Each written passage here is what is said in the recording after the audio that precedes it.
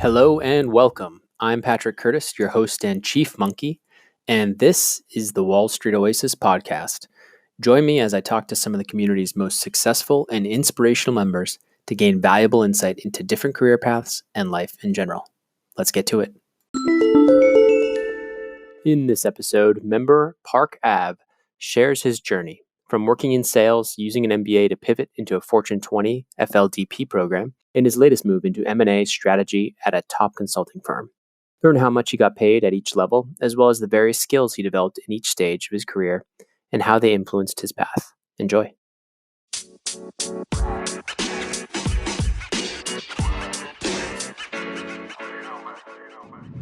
Park Ave, thanks so much for joining the Wall Street Oasis podcast.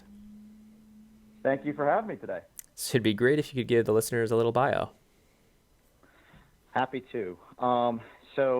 My background is a little bit different than a lot of folks in the consulting world. I worked in industry out of both undergrad and B school, and then made a transition to consulting, kind of not later in life, but just a few years after B school. And I worked for a couple large firms, several, basically all top 10 strategy firms, some with more of a focus on strategy, some more with focus on operations, and kind of risen to the level of associate partner.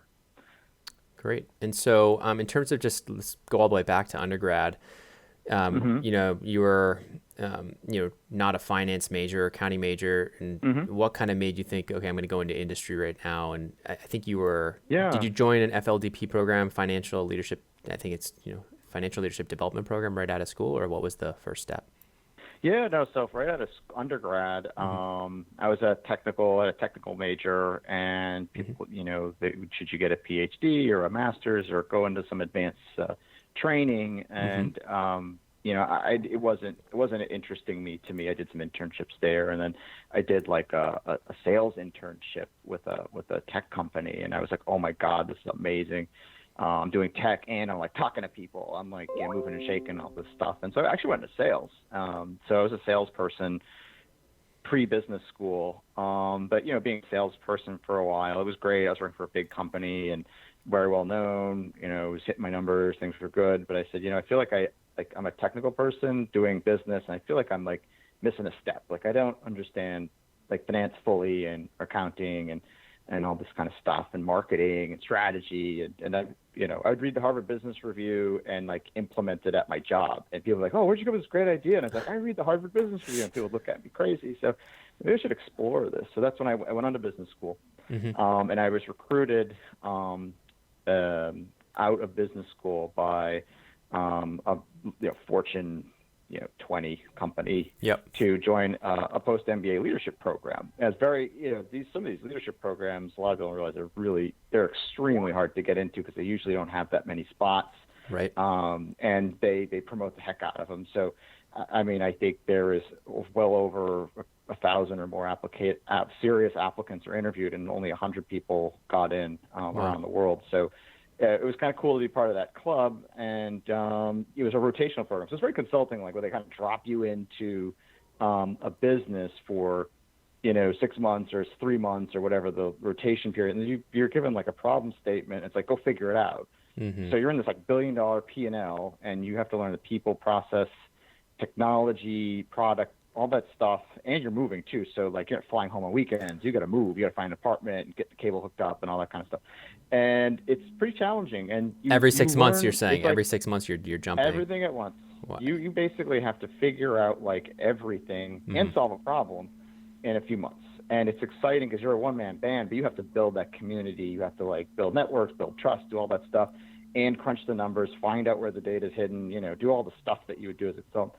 And do it very quickly. You don't have the support of a team or prior work or all this other stuff that we think of in consulting. So it was kind of that boot camp.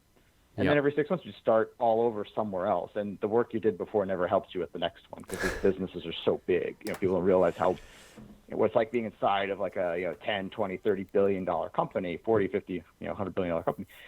So did that, did a few of those. And then I finished there, and they said, hey, we'd love for you to, they started some new business ideas, and they wanted me to run with it. So I took on a new business. I was running a business for a while. So before we go on there, let's go back to the MBA. So you did undergrad, you were in industry for a while. You decided, hey, I need to know more business. I need more business knowledge. I'm missing a step. So you went and got your MBA.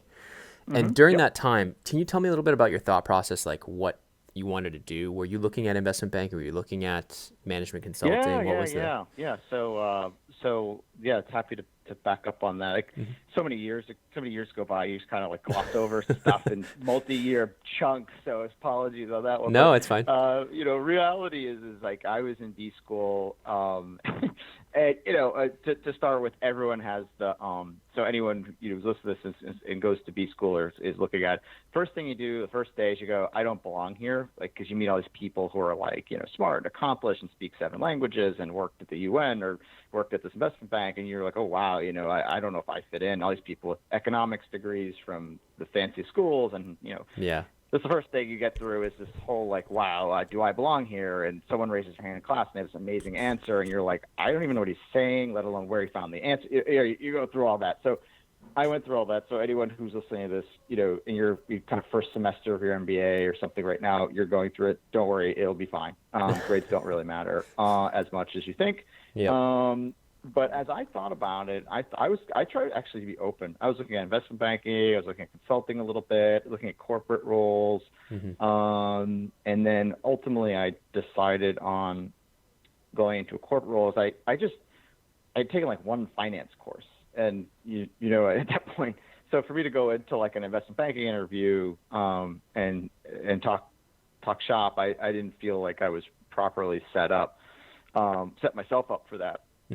So I think if anyone listening to this is in a non-technical background, a non-banking background, and wants to think about investment banking or consulting, like, make sure you know what you'll need to know for the interviews ahead of time. So you've done case prep work for consulting, or you've done a modeling boot camp, and have a pretty good handle on what's going on in financial markets before the interview, because you will be asked, right? You're going to be asked like, oh, how would you construct this model, or like, and they always ask, here's a hypothetical situation, or here's a real situation. How would you set up the model? How would you develop an incoming hypothesis, and or more detail than that? So you should be, anyone who's thinking about any of these kind of careers, be prepared before you go in, because everyone else will be. So you want to make sure you're there too. So at that time, I said, I want to do my internship in the tech field, and I found a great job. I went to a conference and I networked with the CEO, actually, the CEO of this like big company on the West Coast. And I just rolled up on him. I said, the other thing is you have to be courageous, to anyone listening. You have to be courageous, like make phone calls you're afraid to make, talk to people that you think won't talk to you, because a lot of other people will self-select themselves out.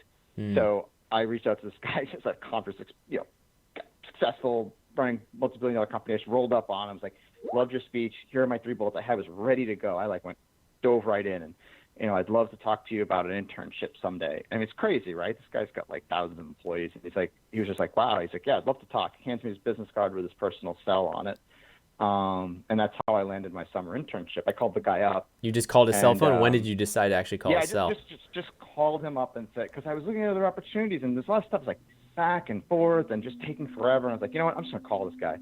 And left a message. He calls like the next day. I'm sitting in class in B school. I'm sitting in like finance class, and my phone rings, and I look at the area code. It's like, I don't know. It's like, I can't remember the San Diego area code, but then I'm like, I go look, I was like, 123. I'm like, 123. What the heck? And I was like, oh my God, that's San Diego. That's so-and-so. And I ran into the hall. I was like, hey, how you doing? He goes, do you have a few minutes to talk? I'm like, yeah. So, we wrapped for a minute, and then I get a call 2 months later, and basically the two guys from the C-suite, I don't know why. It's the funniest situation. 2 guys in the C-suite, they basically barraged me for like an hour. It was the weirdest interview process ever. Like, they were just like hammering me. And then at the end, one guy looks at you could hear him go, what do you think? He's like, yeah.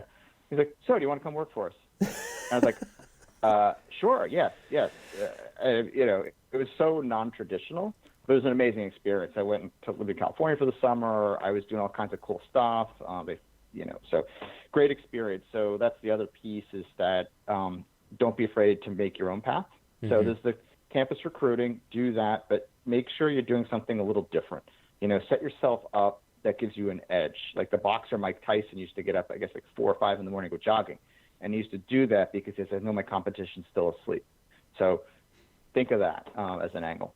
Got it. And so you go there for the summer, but you still, are you kind of saying, okay, for sure, I want to go consulting at this point? Or are you leaning towards, did you do any case interviews during your MBA? Like, did you actually do any on campus? You're just saying industry. Actually, at that point, I did not think about consulting. I thought more about investment banking because the company offered me a job and I decided not to take it. Tell me why. While I was there, they said, yeah, tell me why you would. So, because it's a big company, it sounds like it's doing well. I'm sorry, go ahead. It sounds like it was doing well at the time. It's a big company, like you said, the CEO and the... Yeah. I was like 6 weeks in. They're like, hey, want to come work for us after you're done? I was like, oh, this is cool. I guess they like me.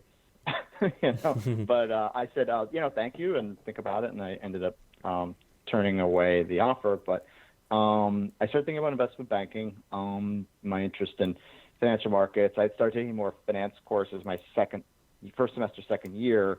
And I was like flying through it, doing really well. It was just sinking in. And I was like, wow, I really get this. This is actually really interesting. I was doing really well in all the classes. So that's when I threw my hat in the ring there. So I interviewed with, a couple of bulge bracket banks, the top, 3 or 4 banks, and then a couple of middle market banks. And I would assume it's super hard to actually land a job if you don't have that summer associate role though on your resume.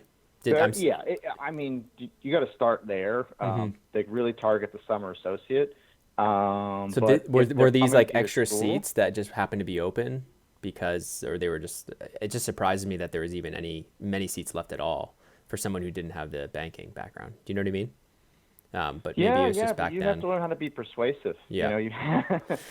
I think of being in sales before business school really helped me to be, sure. good confidence and be well prepared and just have your act together and think of something of an edge. If you've been, when I would be networking them, they said, what'd you do for the summer? And I would tell them, and I'd tell that story, I'd tell you, and they'd be like, wow, this guy, can be concise, can be persuasive to like a CEO. I think he could, we at least need to talk to him. Right. Right. And so I would think that, do things like that to make yourself interesting to anyone here. And I say this because let's just take one investment bank, top tier consulting firm. All they do is go to the top schools, interview the best people, and then weed out the best people to get the best of the best people to come work for them. Right. So if you're one of those people who's in that kind of community of the best, you're fighting it out against them, and you're not guaranteed a slot just because you have a 3.8 GPA at one of an Ivy League school. There's dozens of people like you, sadly enough, for less spots than you think. So I think that always make yourself interesting and differentiated. There's got to be that something about you, and everyone has something, and I don't know there's no magic formula for everyone, but make yourself interesting. So for me, it was really that. I think to stop there, it's a really important point. It's why we always kind of really emphasize like the interest section on a resume. When I see a client coming in and they send us their resume and there's no interest section or it's really boring, like it's just like very generic, I always drill down and tell them like, give me more, like what specifically do you like about what type of reading do you like, what type of books do you like, what type of sport? Like if it's just like running, reading, traveling, it's really boring. But if it's like, traveling to Southeast Asia and this and that, the commonalities you're able to draw with the interviewee and the interviewer, like it explodes, and it actually becomes more legitimate and kind of rounds out the person rather than just being all about just the job and the education. Absolutely. I think at the undergraduate level, any way you're involved in campus, there's a plethora of campus activities. Like there's so much stuff in front of you. You just have to like walk the halls and you'll find 3 or 4 interesting things that you can become a part of. So do those things, being a 3.8 GPA and finance and, it's just like, oh, whatever. There's so many of you. That's the ticket to get in the door. Right. So now you have to be interesting and compelling. So the next piece of that is if you're post undergrad, pre-MBA, like say you're an MBA student and you're looking to get a job or an internship, it's a little more difficult, but this gives you you've got more years and you get involved in something, like you did a half Ironman last year. Well, that's okay.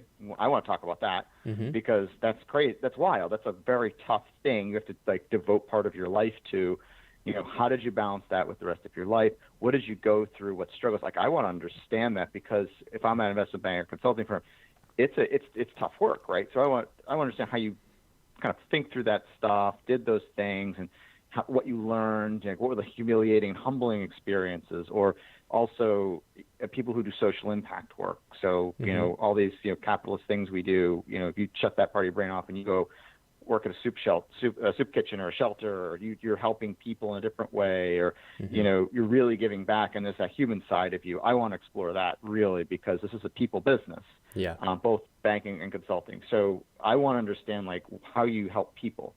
And I'll spend time on that. And I don't let people off easy, like, oh, I did a charity 5K last year. Okay, well, great. But, like, what else are you doing? Yeah. So that's if a great people point. tell me those things, I'm, like, anchored in, like, wow, this person really gives back and they care about people. So that's important.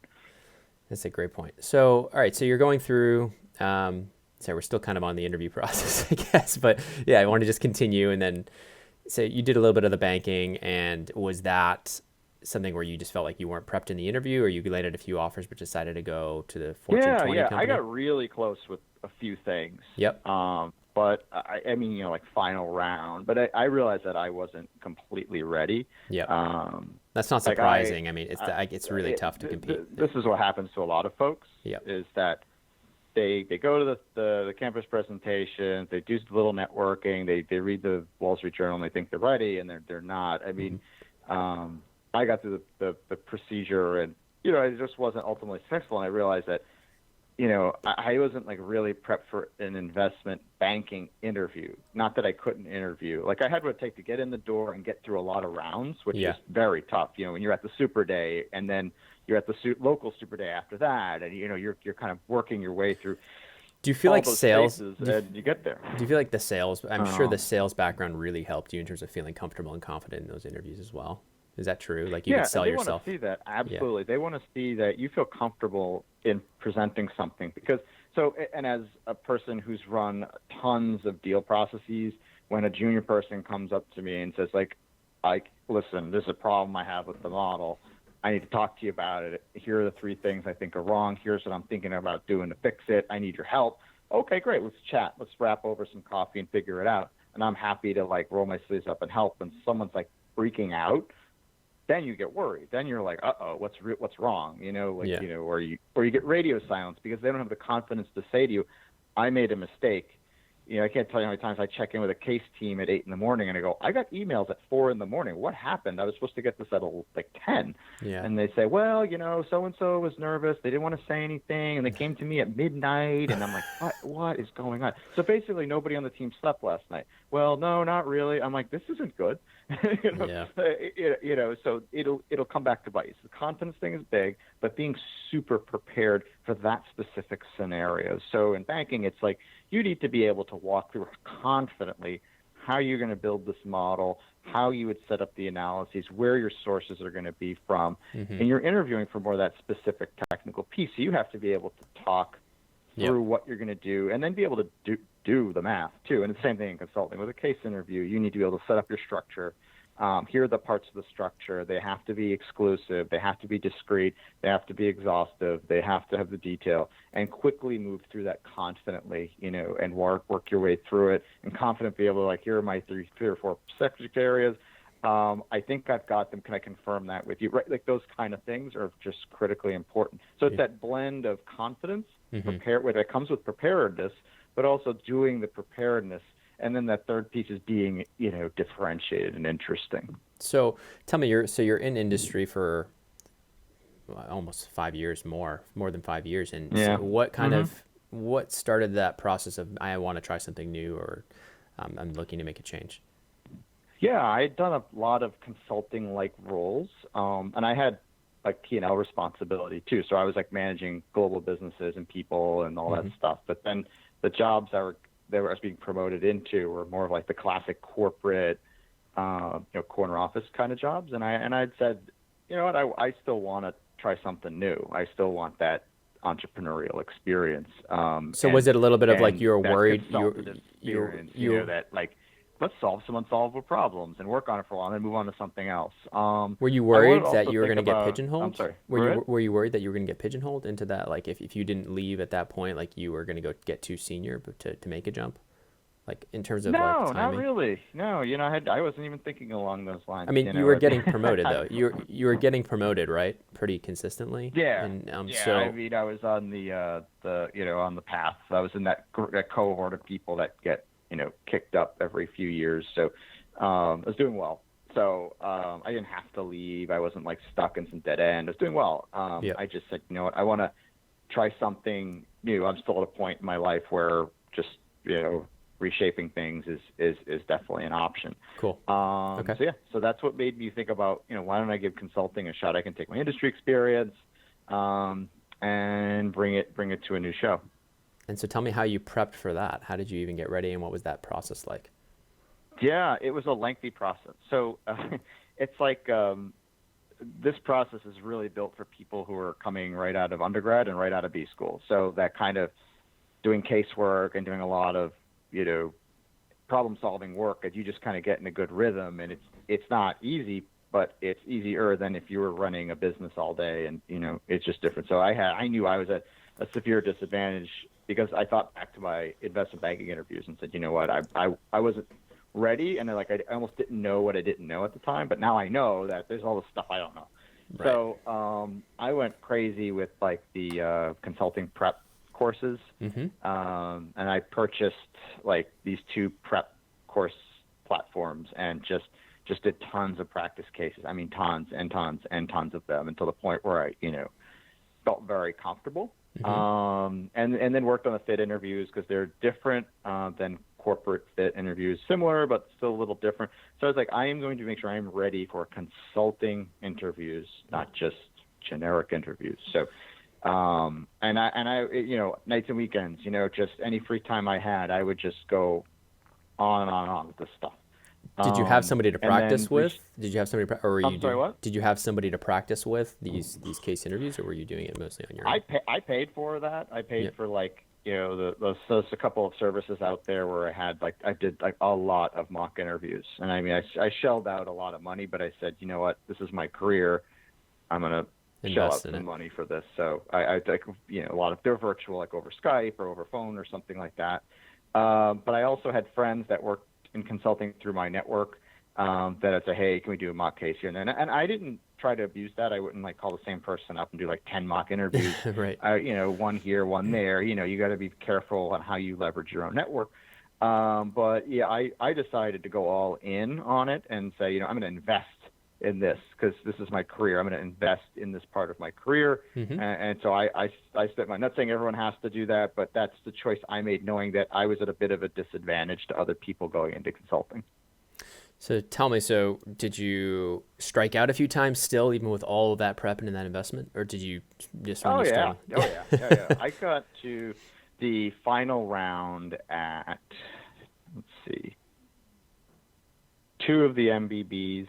And then let me see, actually, was it one? Yeah. And then one other, top 10-ish, consulting firm. Yeah.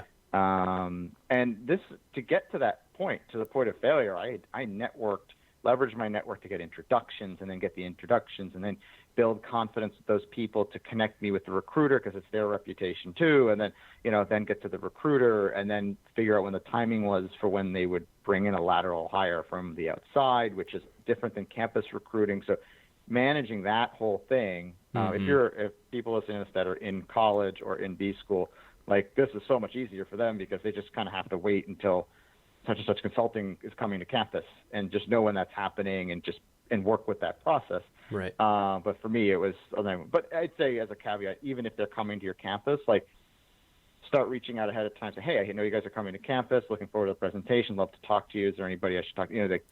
Do the stuff that I would do on top of that, but to a lesser degree. It's really being nailed in for the cadence at your school's recruiting session. Right. But yeah, I did all that and lots of strikeouts. I mean, anyone listening to this, they're going to strike out a lot. I mean, I had a friend who, for B school, went to Harvard Business School, got straight rejected from Columbia and Sloan. Like just not even a wait list, not even like hold on a bit. It was just no, and then got into Harvard and went to Harvard. So, so you may get rejected from places that are below your quote unquote target firm. You may get into the target firm. So, so that's the other piece of it. Yeah, I struck out a lot, and everyone's going to strike out a lot.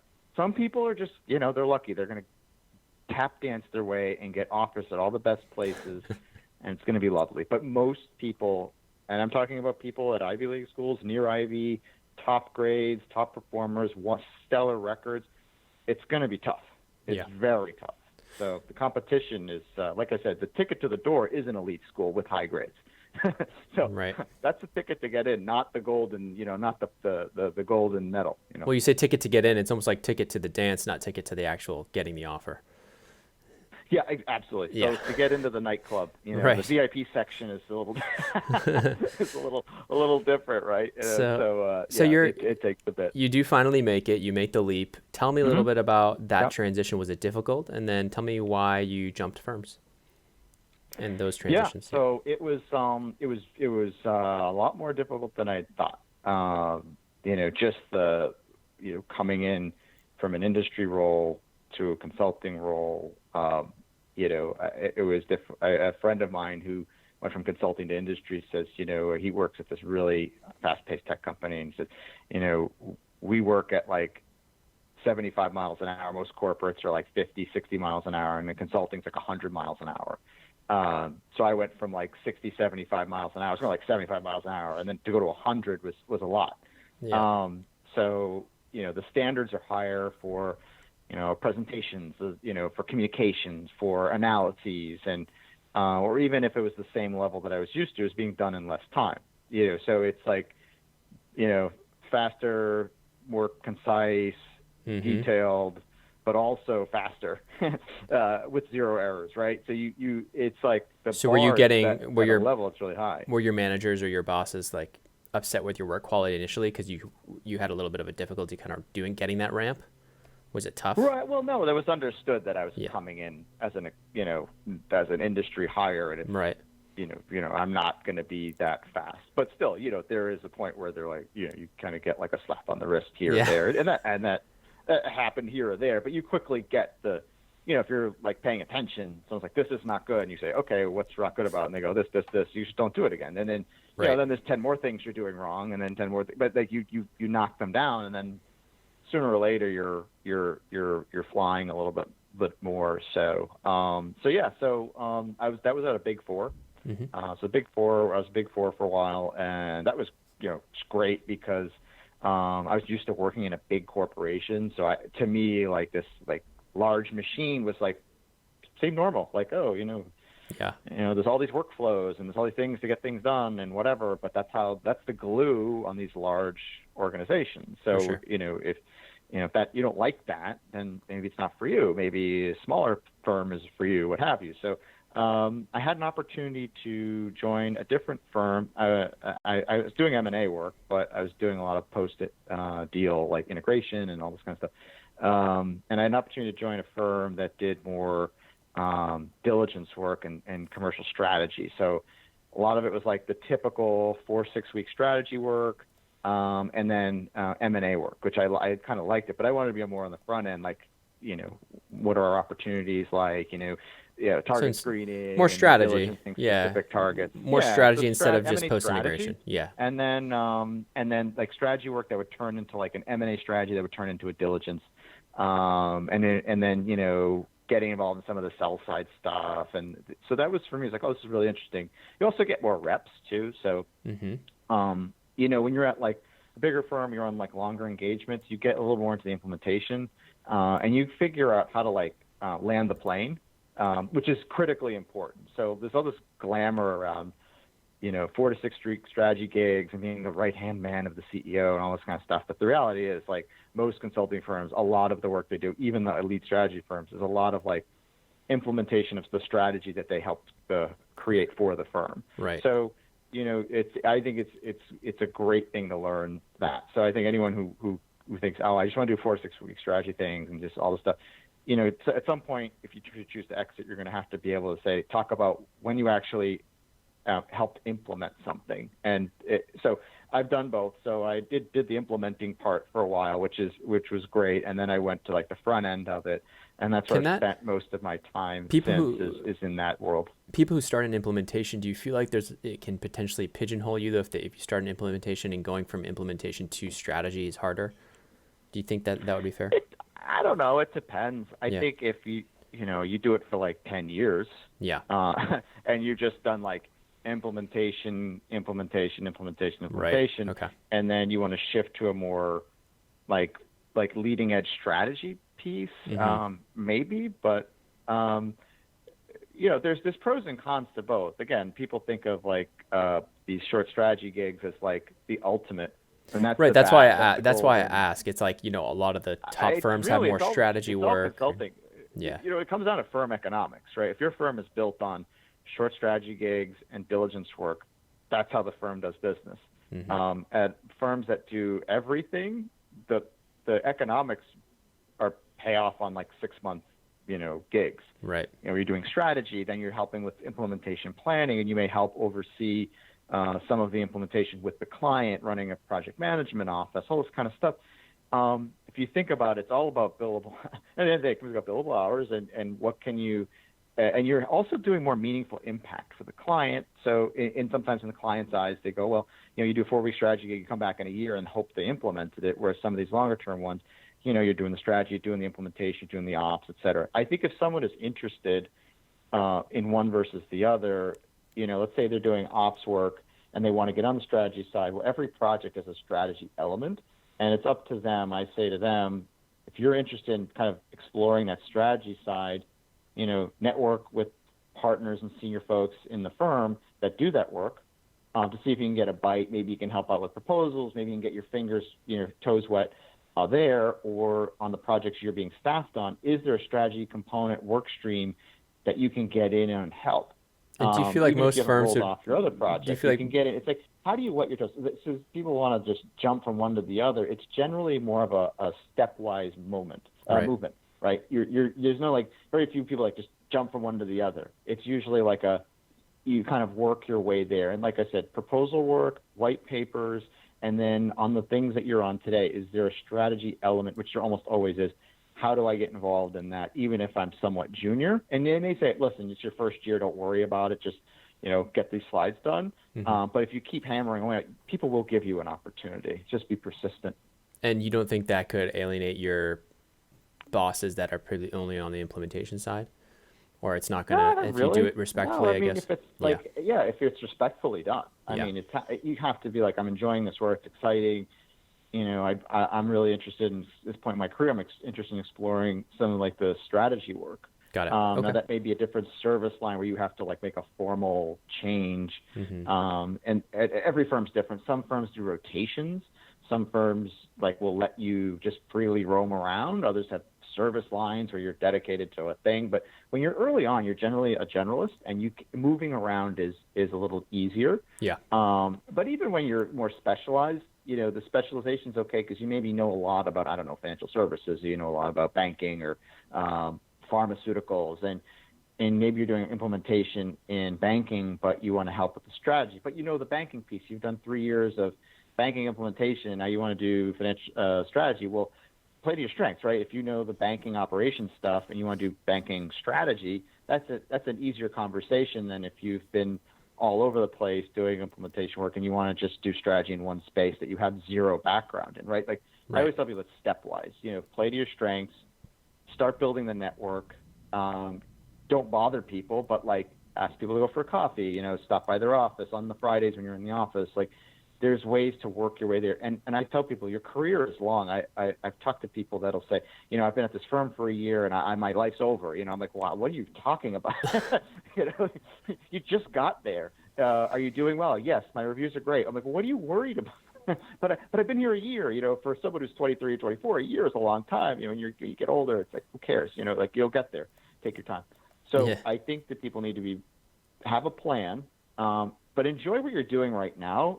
Make sure you're crushing it, right? And then when you're just absolutely nailing stuff, being positive, engaged, interested, the opportunities will come. They always come. You just got to let it be known that you're interested, you're happy where you are, but you want to do more. you want to get into some other stuff, people will help. I think that's the other thing. And that goes back to my whole thing about being personable, being relatable, the stuff that I got from being in sales is just learn how to be just a regular person and persuasive, and things will happen if you're patient yet persistent, and at the same time deliver what you're being asked to deliver. Great. So let's go a little bit back to your path. So you're doing a little more strategy work at this new firm. Tell me what makes you go in your next firm.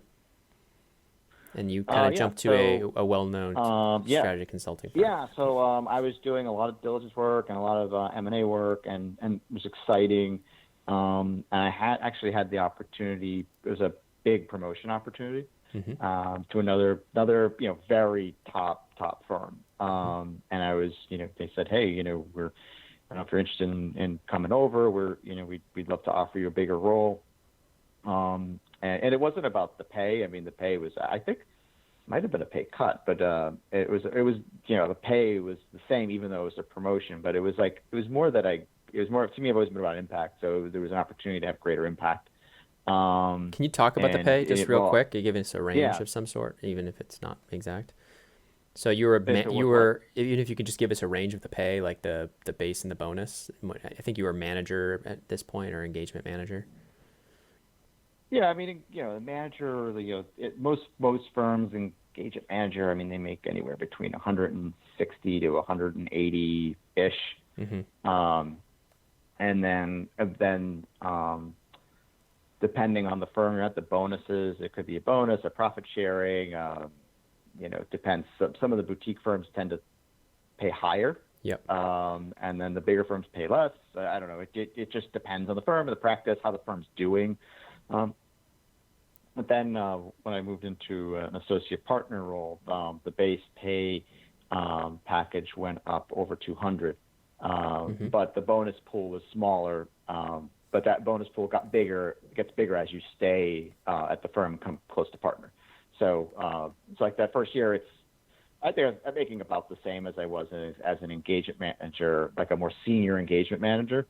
But it was because it was the first step on the as an associate partner rung. Got it. And then as you, every year your base and your bonus go up. So by the time you're, about to become partner, you're making almost what a first year partner is. And, so associate partner, how many years would you be in that role typically, like on average, before you're actually make partner? Most firms, it can be anywhere from 3 to 5. It's definitely several years.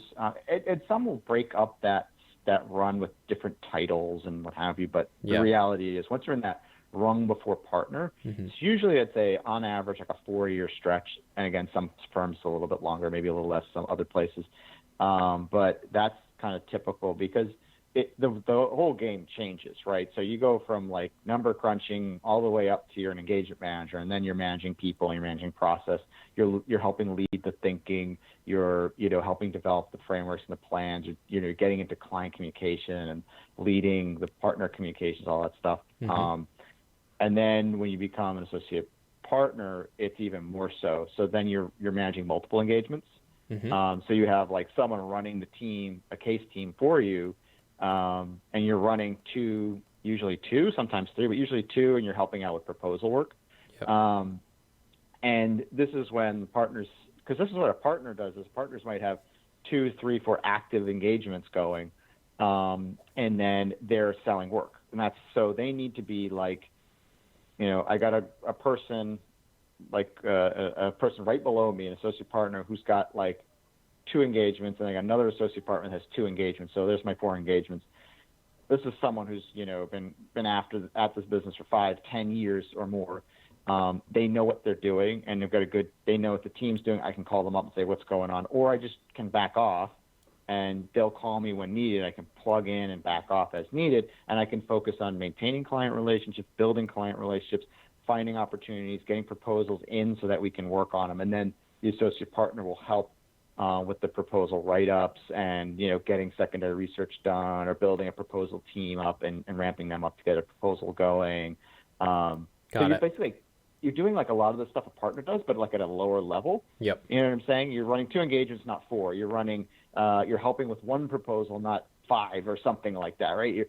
But they want to see how you can handle that. And usually most firms give you a sales target where you have to sell a certain amount of business. It's not like a hard and fast thing, like I say, a sales job, but you have to show that you can sell because before they like open the doors to partnership, they want to see that you can expand the pie, right? So whether you're on a big client that's bringing in millions a year, can you get that extra million? Have you shown that you at least can extend an engagement so that started off as a strategy project turns into an implementation, or an strategy project that turns into another strategy project, or they're just on project X, they bump into a guy in the hall and they find an opportunity and they sell project Y.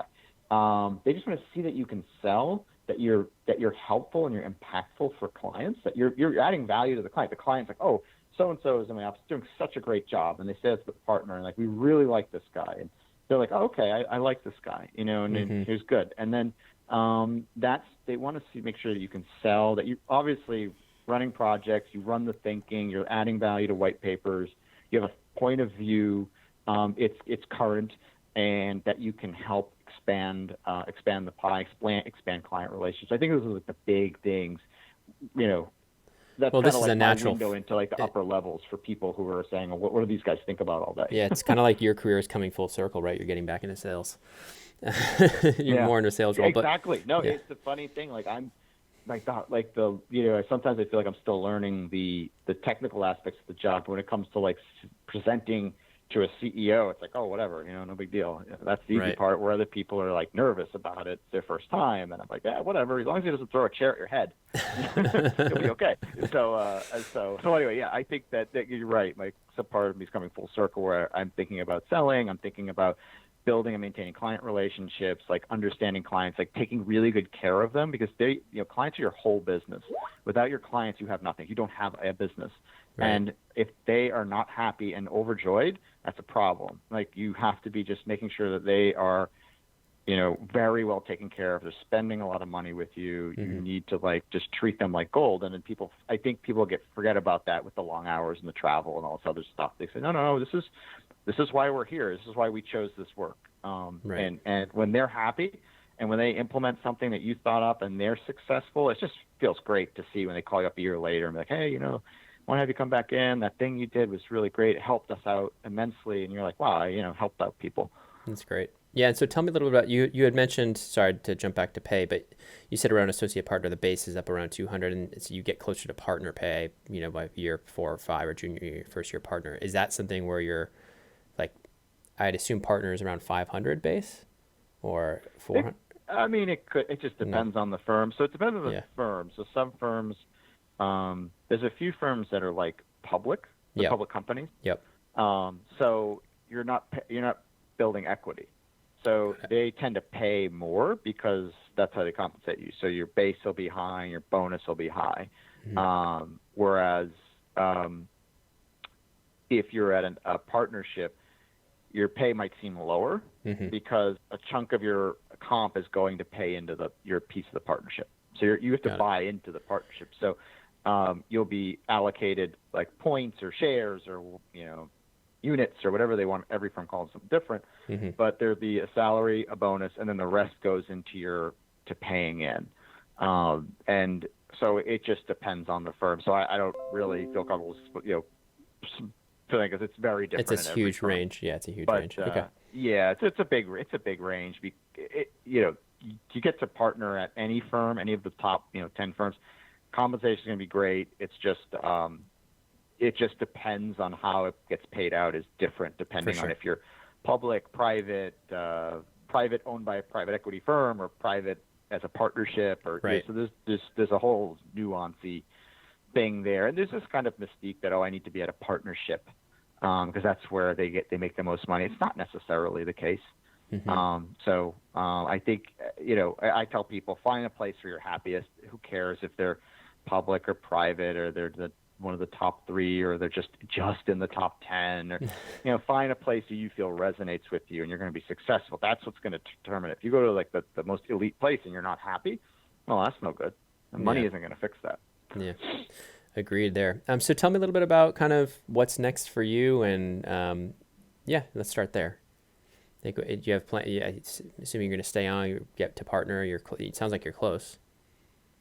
No, not at all. Not that close. Way to go. Still got a way to go. A few years. Yeah, I mean, there's also looking outside at going into industry. There's a lot of amazing opportunities. So, you know, you get to a certain point, people start reaching out to you for really cool opportunities, and you know, so there, who knows? Who knows what will happen? So so this kind of early on in my my journey. Very cool. And then before we call the pod, any specific advice you would have kind of given to your younger self looking back, you know, having that sales experience first and coming full circle? Do you feel like that path was a good one for you? Do you feel like people that are coming right out of school, out of undergrad right now, should follow a similar path, or would you have changed something? I took a very irregular path. I don't like not recommend it because it was a waste or there was a mistake or something like that. But right. I would say, like, if you want to, I think a great time to do consulting is right out of undergrad or right out of an MBA program. I think it's great. I think even if you're a couple of years in industry, lateraling in, I would say, you know, if you're in a industry role and you're doing a lot of data analytics, you know, where you're pulling data, you're crunching it and providing insight, maybe you're in commercial operations, you know, supply chain operations, or some kind of role where that, you know, you're doing like consulting like work, that those transfer in. I think it's tougher if you're like, you know, in your mid 40s or something like that. I think it's tougher just because of the lifestyle, the travel and all that kind of stuff can be tougher if you have like a family and all right. those stuff to think through. So that's why I say, like, if you want to do it, try doing it earlier. Now, that said, the funny thing is, like, there's this growing market. We did some work in this area in consulting. So, like, there's actually like a growing market for senior people like 50 and up who know all these like archaic programming languages to get into consulting, because there's a lot of firms, and this is more on the tech consulting side, but they nobody's teaching these old languages anymore, and you need like decades of knowledge to just figure them out. Like, a lot of banks run these, like, or insurance companies, they run these like old computer platforms still. Yeah. And they need people who are older you just need someone with 20, 30 years of experience. That's just the only way it works, and no one else knows it under the age of 40. So you have to hire more senior people. So that caveat aside, so unless it's a specific, like, steep subject matter expertise, or like in pharma, like if you know a lot about the regulatory environment, that's just something you need to just do it for decades to get it. But aside from that, I would say, you know, right out of undergrad, you know, I'd say like that. I mean, it's great if you go to undergrad, do that for 4 years, go to B school, and then just do something else. That's like amazing. That sets you up really well. Yeah. A couple years of industry, move to consulting. So I know a lot of people that go consulting like 2-3 years, and then they go to industry, and then, you know, they might go to grad school, maybe not, but like that foundation's really good. And then post business school, do B school, 2 years of consulting.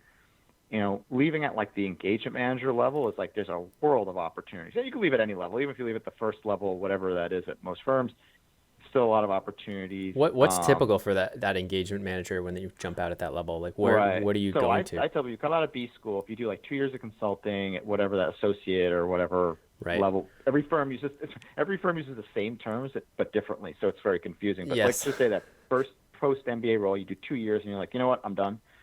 Usually you can get in at like a senior manager level, maybe an associate director, but definitely like a good senior manager role in corporation.